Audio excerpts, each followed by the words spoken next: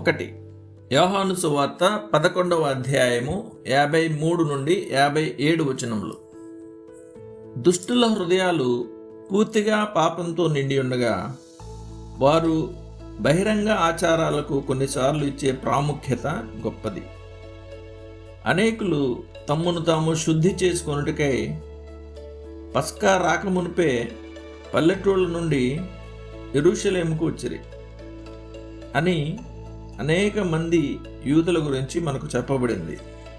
వారిలో అనేకులు అంతర్గత హృదయశుద్ధి గురించి పట్టించుకోలేదు, లేక దాని గురించి వారికి తెలియదు.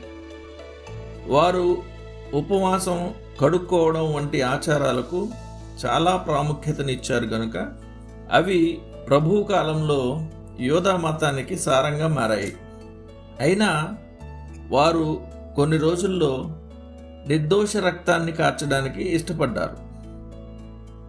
ఇది వింతగా కనిపించినా ఈ మూర్ఖులు బహిరంగ శుద్ధి కోసం పరిసయ్యుల చిత్తాన్ని నెరవేర్చడానికి వారి సొంత మెస్సియాను కూడా అతి దారుణంగా చంపడానికి సిద్ధపడ్డారు.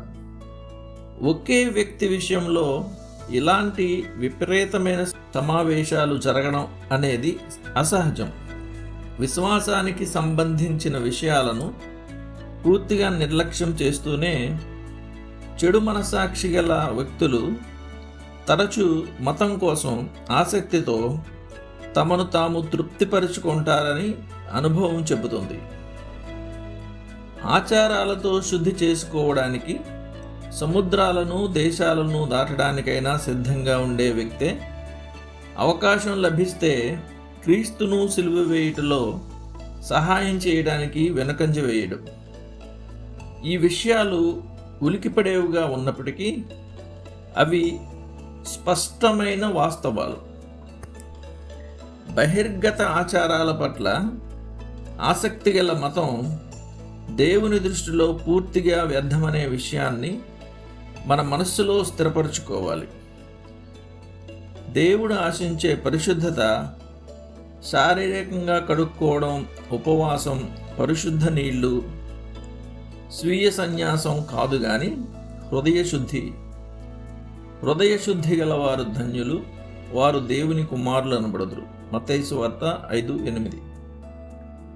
ధ్యానం కోసం నీ గురించి ఇతరులు ఏమి ఆలోచిస్తారనే దాని గురించి నీవు పట్టించుకుంటున్నావా, లేక నీ గురించి దేవునికి ఏమి తెలుసు అనే దాని గురించి పట్టించుకుంటున్నావా?